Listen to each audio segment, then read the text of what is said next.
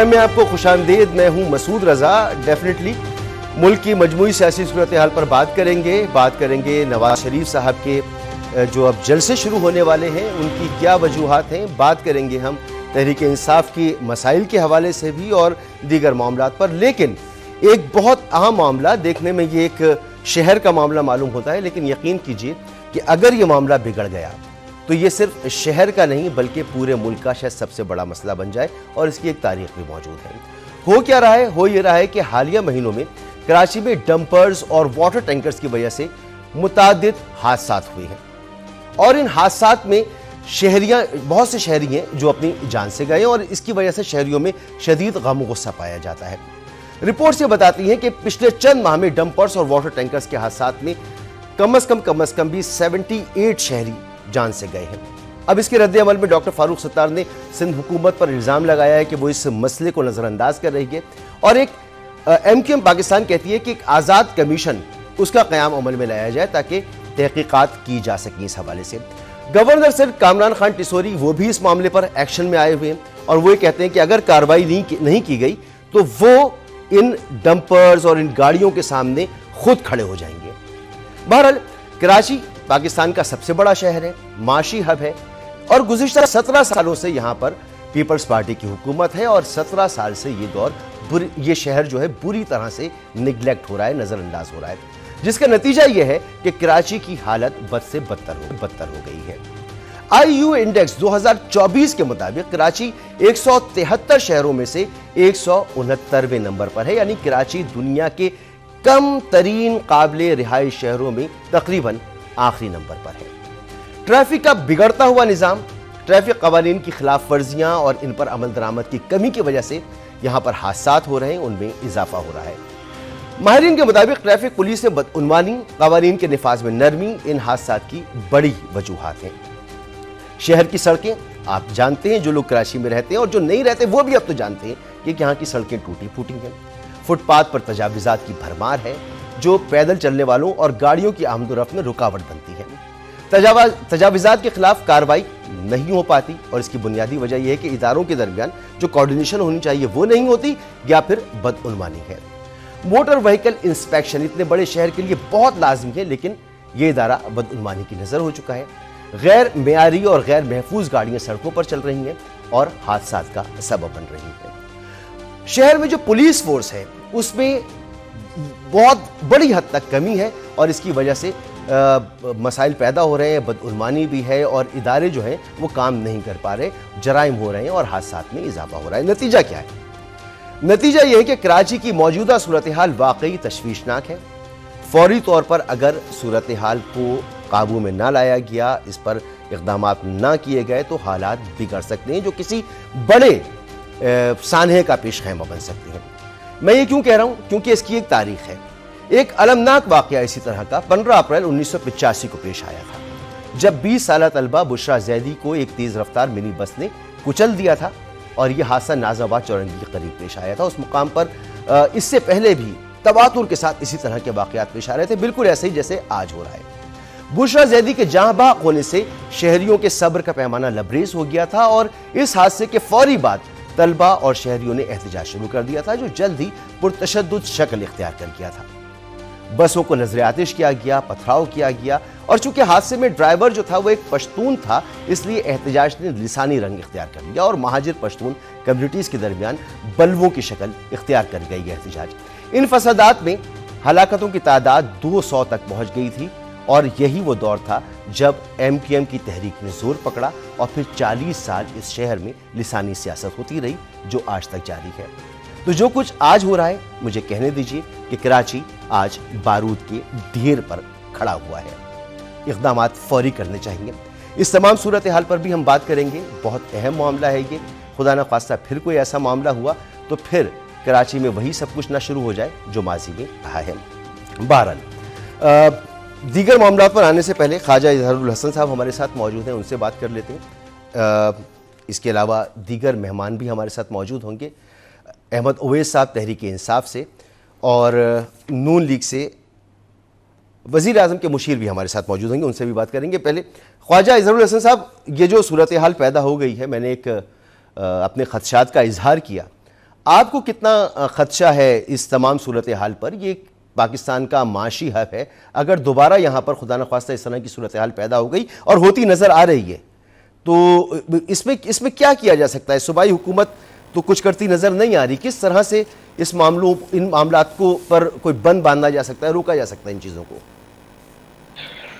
مسعود بھائی، پہلی تو آپ نے بڑا جو نقشہ کھینچا وہ بالکل ایسے ہی ہے، اور بشرا زیدی کے واقعے کے بعد اس کی شہادت کے بعد سے لے کر آج تک جو یہ ڈمپر مافیا، منی بس مافیا یا جو بھی ٹینکر مافیا ہے، یہ آج بھی قانون کے خوف سے آزاد ہے۔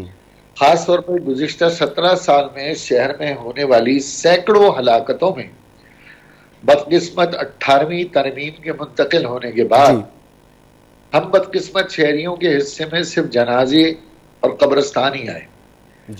یعنی یہاں پر موبائل اسنیچر 17 سال میں، ڈمپر مافیا سے قتل ہونے والے، ایکسیڈنٹ سے مرنے والے، کسی بھی طریقے سے حکومت کی غفلت سے جاں بحق ہونے والے لوگوں میں سے کسی ایک شخص کو مجھے آپ ریکارڈ پہ بتا دیں جسے عدالت سے سزا ملی ہو، کسی موبائل اسنیچر کو سزا ملی ہو جس نے 3000 کے موبائل کے لیے ماں کے سامنے اس کے بیٹے کو شہید کر دیا ہو، کسی ڈمپر مافیا کو، ٹینکر مافیا کے ڈرائیور کو سزا ملی ہو۔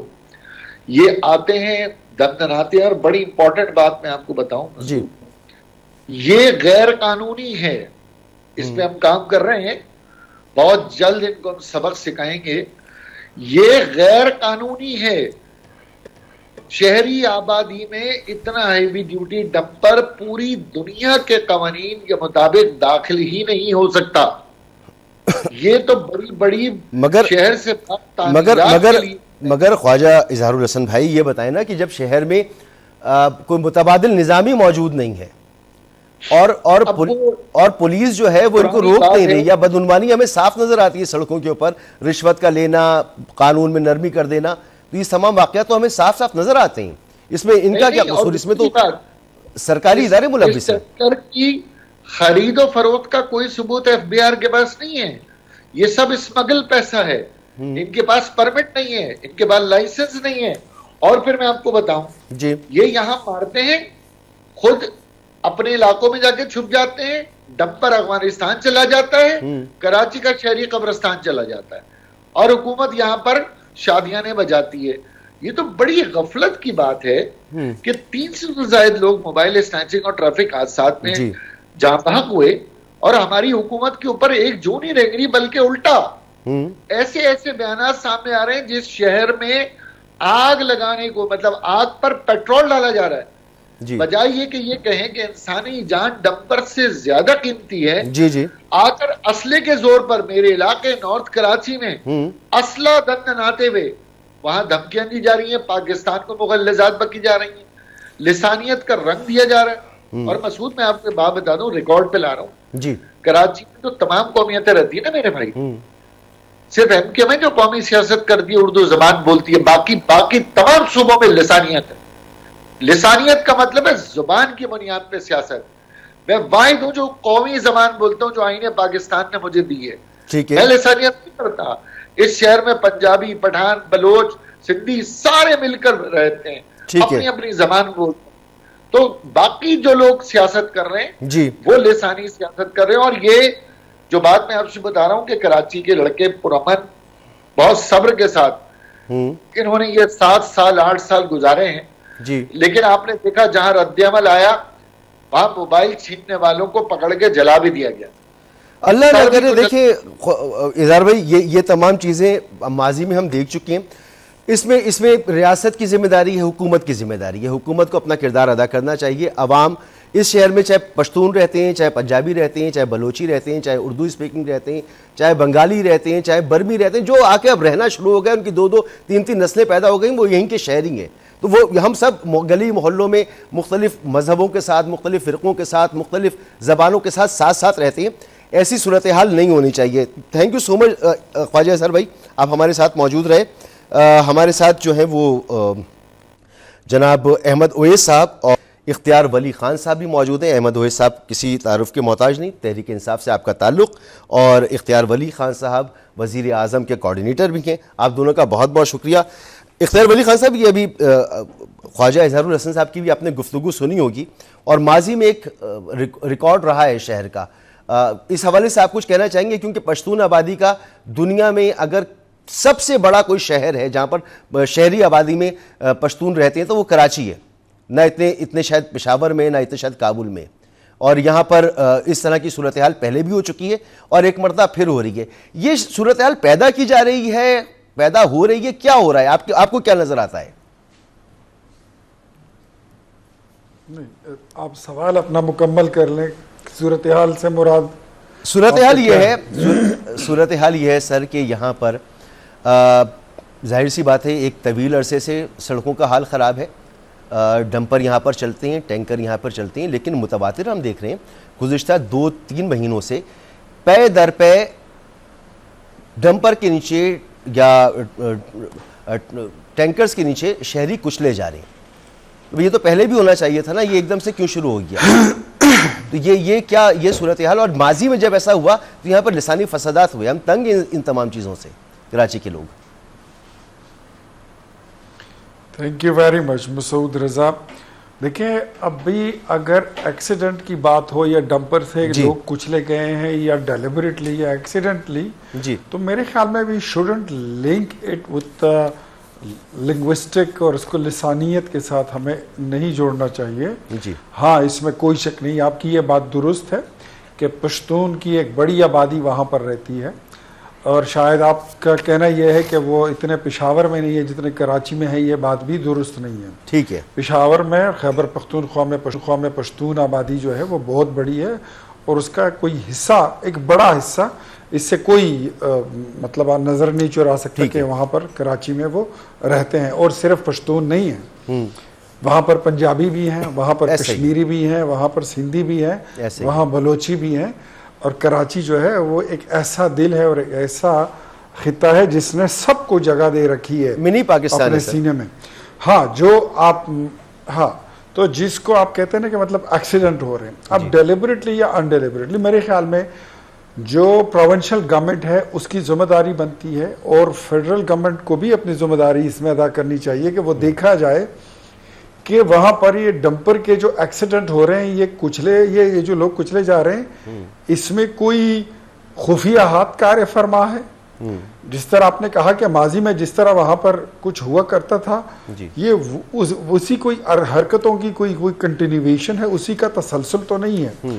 لیکن آئی تھنک کہ یہ اس طرح نہیں ہوگا. اور سندھ کی حکومت کو چاہیے کہ وہ اس کی تفتیش کرے, پروب کرے, ڈگ انٹو اٹ, پتہ چلے کہ یہ کون لوگ اس میں ملوث ہیں, اور یہ ایکسیڈنٹ ہو رہا ہے, یہ حادثات ہیں, یا اس کے پیچھے کوئی کسی کے اہداف شامل ہیں. تو میں نہیں سمجھتا صرف کہ میں ٹی وی پر بیٹھ کے ہم ایک قوم کی, کسی ایک زبان کی بات کریں, بالکل کسی قوم کی بات نہیں ہے. ولی صاحب, میں جو یہاں پر گفتگو کر رہا ہوں, میرا مقصد صرف یہ ہے کہ خدا نہ خواستہ ایسی کوئی چیز دوبارہ نہ ہو. ماضی میں ہو چکا ہے ایسا, تو ہمیں ڈر ہے. ہم یہاں پر جو لوگ رہتے ہیں پورے پاکستان سے آئے ہوئے لوگ ہیں, اور سب کی یہاں پر اب 2-3 نسلیں پیدا ہو چکی ہیں.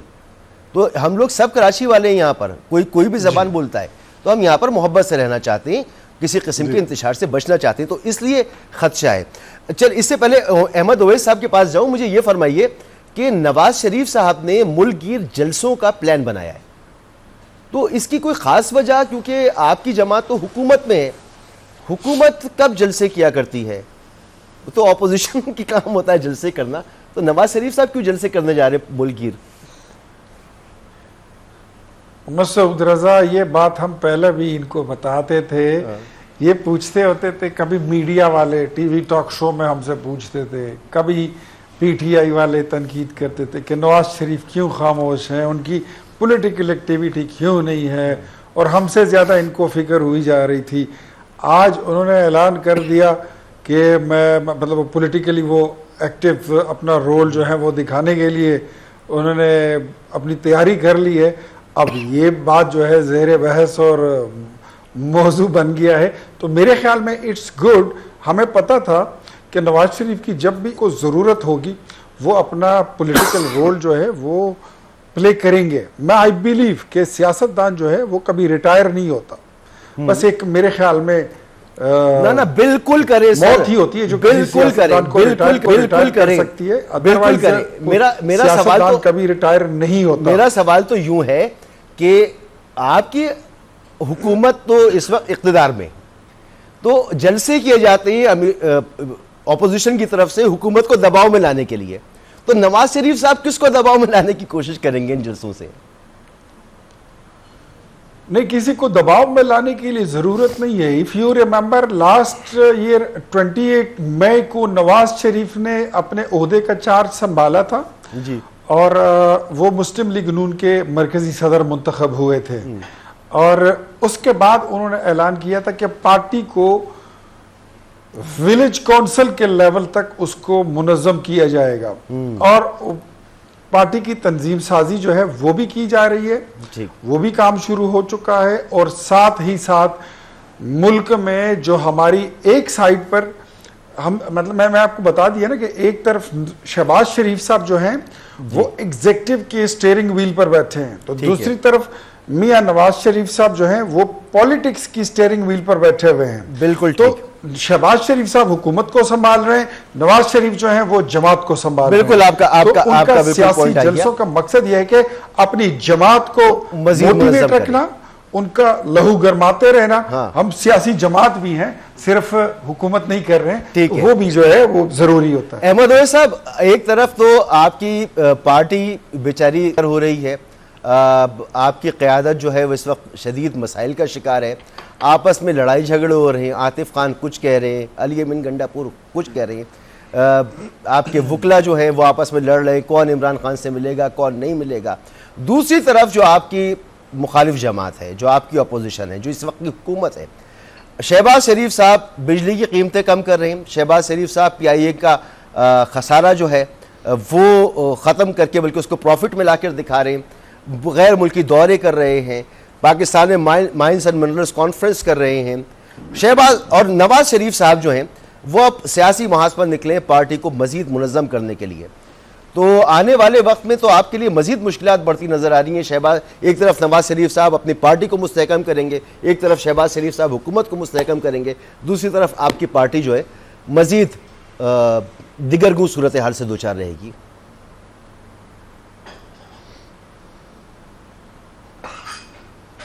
احمد اویس صاحب مجھے سن پا رہے ہیں آپ؟ احمد اویس صاحب میری آواز آ رہی ہے آپ کو؟ نہیں آ رہی آواز, ٹھیک ہے. تو اختیار ولی صاحب واپس آپ کے پاس آتا ہوں, جب تک ان سے میرا رابطہ نہیں ہوتا, بلکہ ایک بریک لے لیتے ہیں, ایک بریک کے بعد واپس آتے ہیں اور یہیں سے گفتگو آگے بڑھائیں گے. دیکھتے ہیں بھائی کیوں آخر آواز نہیں جا رہی احمد اویس صاحب کے پاس.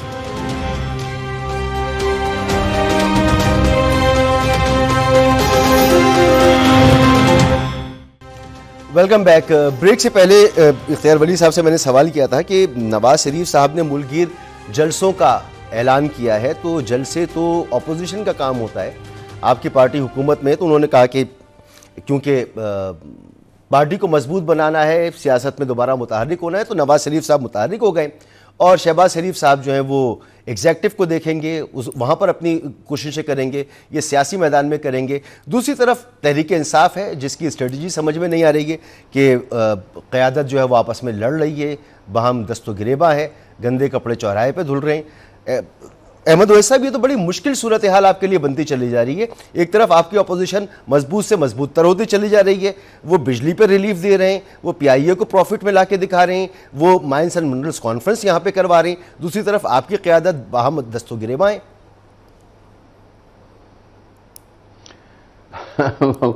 یہ ساری پیپر کے اوپر آرٹیفیشل فیگرز اور آرٹیفیشل سٹیٹمنٹ ہیں جن میں کوئی ریالٹی نہیں ہے.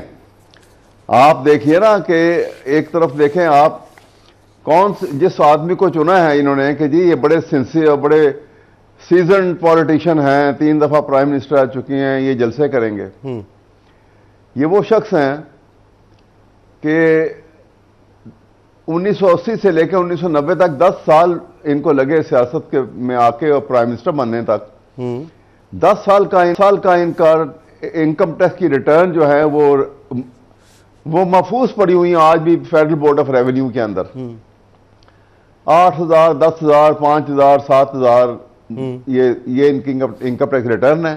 ٹھیک ہے, ان کی بھی اور ان کے بھائی کی بھی. اور اس کے بعد آپ نے دیکھا کہ یہ ملک غریب ہو گیا اور یہ دو بھائی امیر ہو گئے. ایور فیلڈ کی پراپرٹی کی قیمت لگائیے اور عزیزیہ کی پراپرٹی کی قیمت لگائیے, اور اس کے علاوہ تو اور بے تحاشا انڈسٹری وغیرہ اور کچھ ہے. اور ابو آل جب پرائم منسٹر بنے شہباز شریف صاحب, تو آپ نے دیکھا کہ انہوں نے کہا کہ جی میں تو بالکل پیسہ بھی نہیں لوں گا, کوئی تنخواہ کا, ملک بڑا غریب ہو گیا. سر یہ سوال میرا یہ نہیں ہے نا, پی پی میں ان کے یہ باتیں تو آپ بالکل پہلے بھی کرتے رہے. سوال تو میرا یہ ہے کہ آپ کی قیادت جو میں سوال کی طرف ہی آ رہا ہوں. جی پلیز جی آپ میں آپ کے سوال کی طرف ہی آ رہا ہوں. تو الیکشن ہوئے تو الیکشن میں میاں نواز شریف صاحب بری طرح سے الیکشن ہار گئے لاہور کا.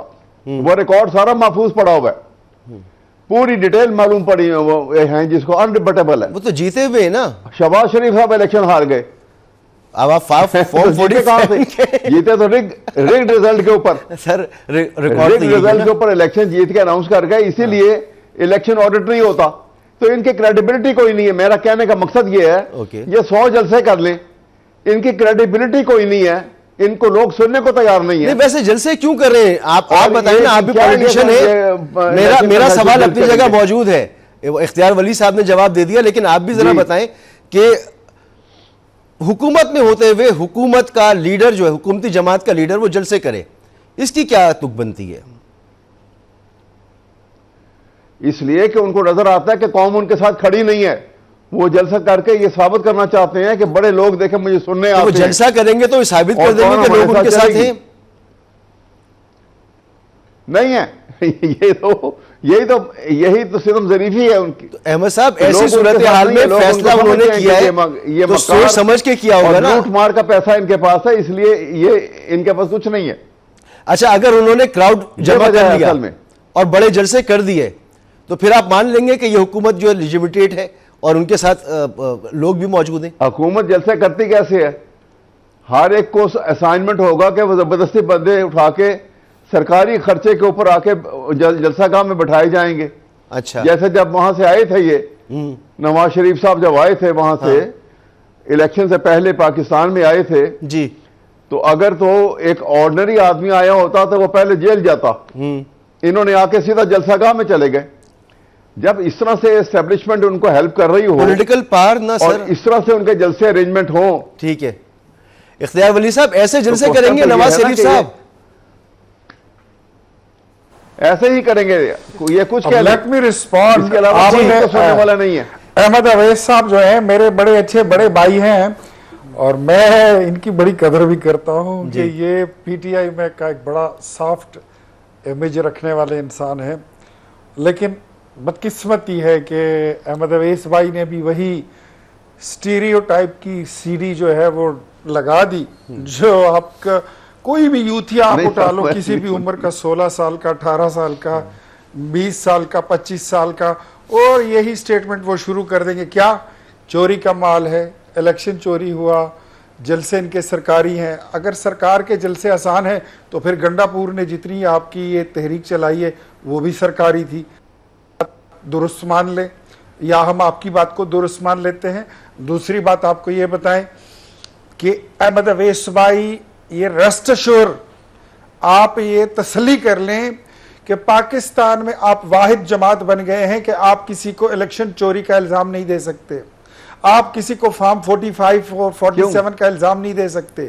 بیکوز اگر اسٹیبلشمنٹ آپ کو نہ لاتی 2018 میں اور آپ کے لیے آر ٹی ایس سے نہ بٹھایا جاتا, جہانگیر ترین کے جہاز میں بھر بھر کر اسلام آباد میں خالی نہ کرائے جاتے, تو کجا عمران خان اور کجا حکومت پاکستان اور آپ کا لیڈر جو ہے جس کو آپ قیدی نمبر 800 چور کہتے ہیں, وہ کونسلر بننے کے لائق بھی نہیں تھا, اور وہ وزیر اعظم بن گیا.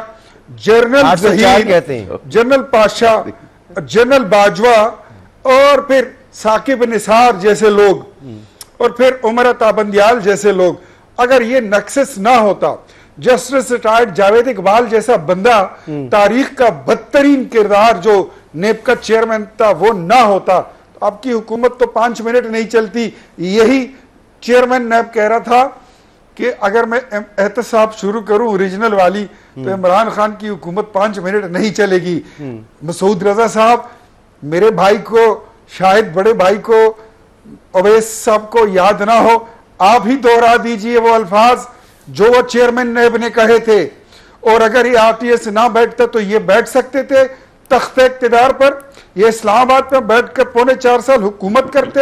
اور پھر یہ دیکھیں آج بڑی بات کرنے والے لوگ, ان سے پوچھیں کہ آپ کے لیڈر نے جب ایک انقلابی منشور دیا تھا اسلام آباد کے کنونشن سینٹر میں اور بہت بڑی سکرین لگائی تھی, اس میں کیا کہا تھا کہ 50 لاکھ گھر بنائیں گے, غریبوں میں مفت بانٹیں گے, بلڈوزر پھیر دیں گے گورنر ہاؤسز پر, اور آپ کا وزیر اعظم سائیکل پر بیٹھ کر وزیر اعظم ہاؤس جائے گا.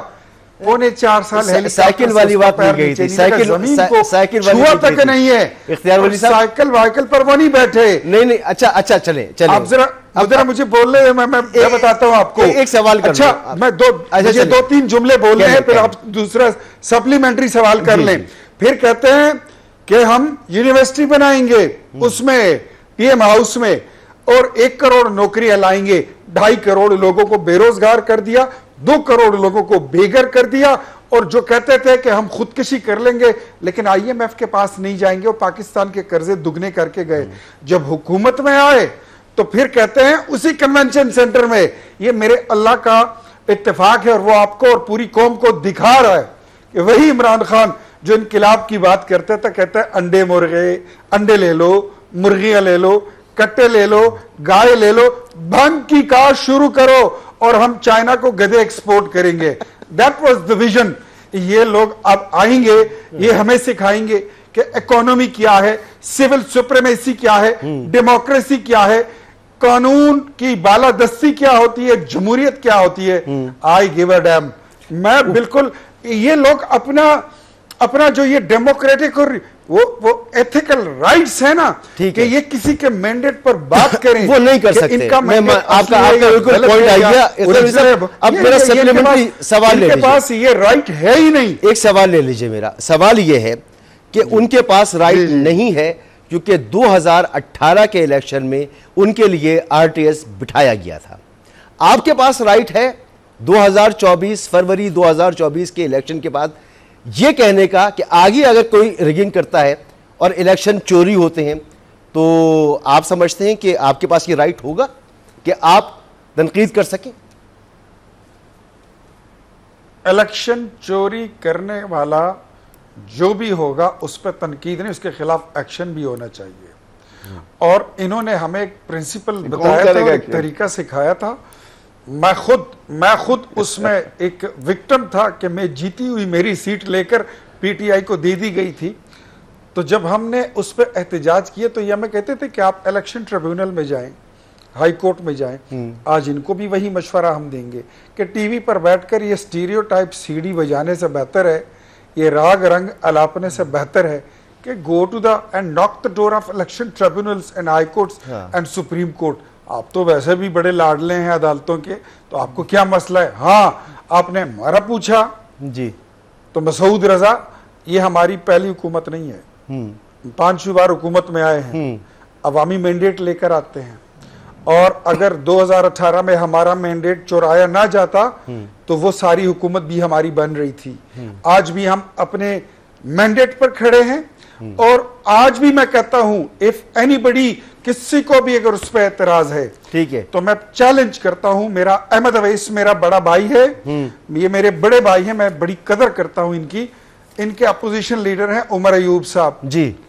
اگر ان کے الیکشن رزلٹ کو ہم نے چیلنج کیا, بابر نواز خان وہاں سے ان سے دگنی ووٹوں سے وہ جیتا ہوا ہے, اس نے تو پھر عمر ایوب نے ہائی کورٹ میں جا کے سٹے کیوں دے دیا؟ یہ پروسیس شروع کروا دینا. مینڈیٹ اوریجنل تھا تو آپ کے ڈپٹی سپیکر قاسم سوری 4.25 سال ہائی کورٹ سے سپریم کورٹ سے اسٹے پر رہے, اسٹے پر رہے. بالکل ٹھیک ہے, مینڈیٹ تھی 60,000 ووٹ, بالکل وہ الیکشن ہار گیا. بالکل ٹھیک, بالکل ٹھیک. اب میں احمد اویس صاحب, سیدھی سی بات ہے, وہ بسوں کے پیچھے لکھا ہوتا ہے نا, ہمت ہے تو پاس کر ورنہ برداشت کر.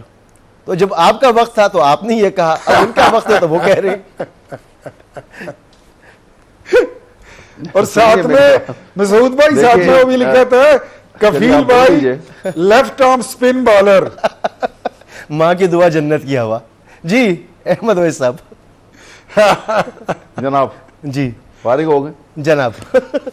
اب میں آپ کو عرض کرتا ہوں, دیکھیے پہلی بات تو یہ ہے کہ اخلاق بری صاحب جو ہے نا یہ بہت اچھی نیچر کے اور ایک اچھے لوگ ہیں.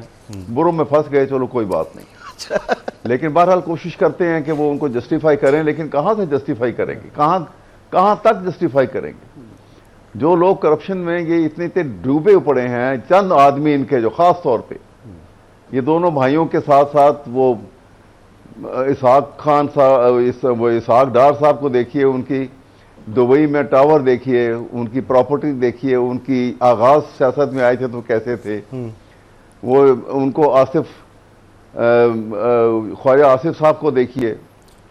یہ مطلب جن میں یہ اسٹرینتھ, جن میں مورل یہ اسٹرینتھ موجود نہ ہو, خون پسینے کی کمائی ہے سر. کہتے ہیں ہار گئے تو کیا فرق پڑے گا. میں عرض کرتا ہوں آپ سے کہ اب مطلب نیشنل ہیوملیشن جو ہے کہاں نواز شریف کے ہاتھوں نہیں ہوئی. جی جی بالکل. امریکہ میں بات کر دیتے سنیے, جی جی امریکہ میں گئے اور وہاں پہ پریزیڈنٹ اوباما کو ملنے کے گئے, اور وہ آج بھی فوٹوج آپ نے دیکھی ہوگی کہ چھوٹی چھوٹی چٹیں ہاتھ میں ہیں, وہاں سے پڑھ کے سوال ان کو کر رہے ہیں. میں کہتا ہوں کہ وہ, اور اس کے ساتھ ساتھ جو میں نے آپ کو بتایا کہ جو ان کی آمدن تھی اور وہ جس کی تمام سٹیٹمنٹ ان کی اپنی سپیچ پارلیمنٹ کے اندر, اور یہ پورے کا پورا ریکارڈ جو سپریم کورٹ میں آیا, وہ سپریم کورٹ کی ججمنٹ آج ریکارڈ کے اوپر ہے کہ کیسے پراپرٹیاں بنی اور کیسے یہ جو ہے ایک مافیا کی طرف پھیلے یہاں پر, اور کرپشن کو کس طرح سے پروموٹ کیا. یہ باتیں پاس کی ہیں, چلیں چھوڑ دیں ان کو. میں کہتا ہوں کہ آپ اگر سچ ہیں, اگر یہ نواز شریف اور یہ شہباز شریف اور یہ سارے لوگ آپ کہتے ہیں کہ یہ بالکل جینوئنلی الیکٹ ہو کے آ گئے, تو عمران خان کا تو سارا نعرہ آپ کے ایک سینٹنس میں ختم ہو جاتا ہے. آپ الیکشن کو آڈٹ کروا دیں, بات ختم ہو جاتی. مجال نہیں, وہ کہہ یہ رہے سر, کہہ یہ رہے کہ الیکشن کا آڈٹ آپ نے 2018 کے بعد نہیں ہونے دیا, یہ اب نہیں ہونے دے رہے. یہی تو میں کہہ رہا ہوں, وہ کہہ رہے نا ہمت ہے تو پاس کر ورنہ برداشت کر.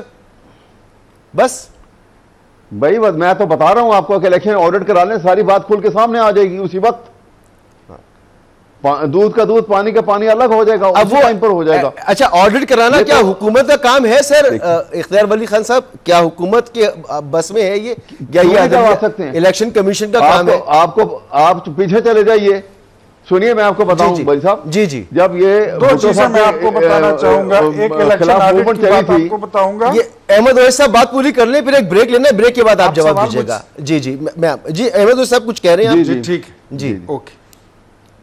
چلے میں بریک یہ کہہ رہا تھا کہ بھٹو صاحب نے جب الیکشن کروائے تھے جی, اور الیکشن رگ کا چارج لگا ان کے اوپر اور موومنٹ شروع ہو گئی, تو بھٹو صاحب نے الیکشن کے لیے اسپیشل وہ باقاعدہ بات چیت بھی شروع کی تھی, اور ٹرائبیونل اسپیشل بنائے گئے تھے جی, اور ڈے ٹو ڈے ہیئرنگ کے اوپر باقاعدہ کہا تھا کہ یہ کر کے سیٹیں ڈی سیٹ کرو ان کو.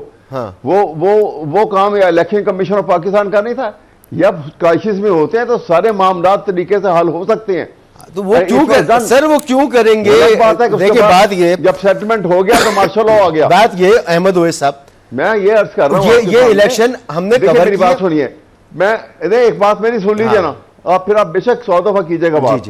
میں یہ کہتا ہوں کہ یہ اب ہم ہر وقت بیٹھ کے اگر اسی طرح سے پرانی باتوں کو اچھال کے ایک دوسرے کے اوپر پھینکتے رہیں, کوئی فائدہ نہیں ہوگا. حالات اب کیا ہیں, ان کا آگے کرنا کیسے چاہیے, اور اس کو سلجھانے کا طریقہ کار کیا ہونا چاہیے, یہ ہے اصل موٹ پوائنٹ. بالکل درست کہا آپ نے سر, مجھے بریک لینا ہے, آپ کا بالکل پوائنٹ آ گیا. میں نے سب سے اسی لیے کیا تھا کہ کرنٹ حالات تو یہ ہے کہ حکومت کانفیڈنس میں نظر آ رہی ہے.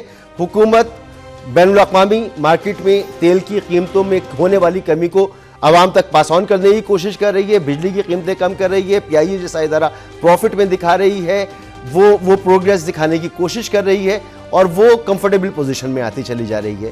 تو بہرحال جہاں تک الیکشن کی بات ہے تو 2002 سے 2024 تک کے الیکشن سارے میں نے کور کیے. ہر الیکشن ایک ہی طرح سے ہوا ہے کم و بیش. بہرحال ایک بریک کے بعد گفتگو کو آگے بڑھاتے ہیں.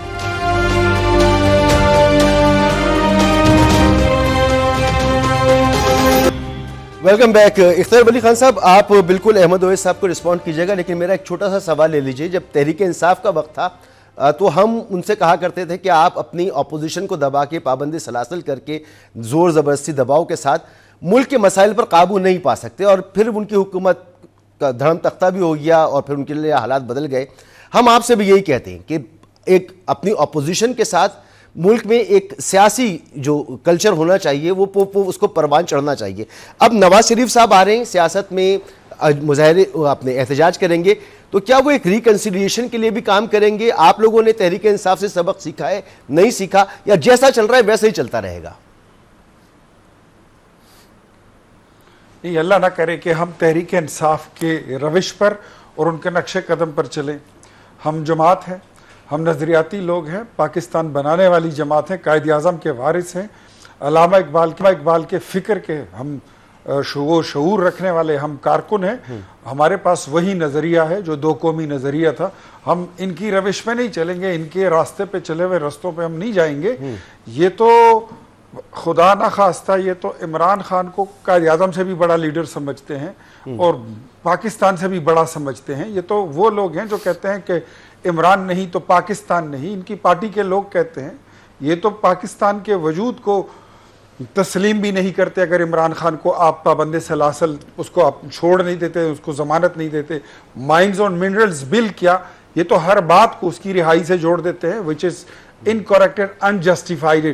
اس طرح کبھی ہو ہی نہیں سکتا, کوئی پریسیڈنٹ نہیں ہے. ہمارے اوپر جتنے کیسز بنے تھے وہ غیر قانونی تھے اور اس میں کوئی صداقت نہیں تھی. وگرنہ آپ نے دیکھا کہ پاناما میں بلا کر نواز شریف کو اقامے پہ ڈسکوالیفائی کیا جاتا ہے. اگر یہ 9 مئی کے واقعات عمران خان نے نہیں کیے ہیں تو پھر مسعود رضا یا آپ نے کیے ہیں یا میں نے کیے ہیں. اگر یہ جی ایچ کیو پر حملے انہوں نے نہیں کیے ہیں تو پھر یہ میں نے کیے ہیں یا آپ نے کیے ہیں. سر وقت ختم ہو اور گیا. یہ جناح ہاؤس کو اگر انہوں نے آگ نہیں لگائی, ریڈیو پاکستان نہیں جائے, پھر میں یا آپ ہیں. وقت ختم ہو گیا. اختیار ولی خان صاحب, میں معذرت چاہوں گا, گفتگو پڑے گی. بہرحال پی ٹی آئی بھی اپنا ایک موقف رکھتی ہے, آپ بھی ایک موقف رکھتے ہیں. بہرحال ملک میں حالات جو ہیں وہ نارملائزیشن کی طرف جانے چاہیے اور اس کے لیے بڑے لیڈر کو, جو بھی بڑا لیڈر ہے, اسے اپنا کردار ادا کرنا چاہیے. بہت شکریہ اختیار ولی صاحب, احمد اویس صاحب, اجازت دیجیے. اللہ حافظ.